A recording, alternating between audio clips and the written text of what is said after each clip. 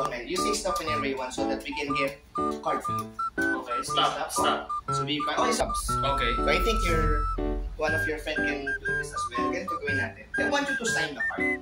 Oh. Kasi usually if I do magic, pag walang signature, they say, may duplicate. Okay. That's why you can do magic. Pero ito, if you have your signature in it, they cannot possibly do duplicate. Just right now. Can you sign it? Right here, very big. Yeah. K. Okay. Here also as well. And then I want somebody to sign the as well. Thank you. At dito pa. Pinano. Yeah. So. Real. That's real. Are you sure? Yeah. What the? Puto na siya. Is it an illusion or a reality? It's real. It's really torn at the center. Now, what if I can restore the card to 1? Here is, I want the magic to happen in your hand. Okay. Your hand. You open your hand, put the cards, and then you go with your other hand. And just wave like a magician, gesture, then snap the card with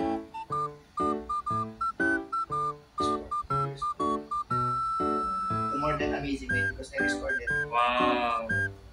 Half of your card, restored it to half of its life.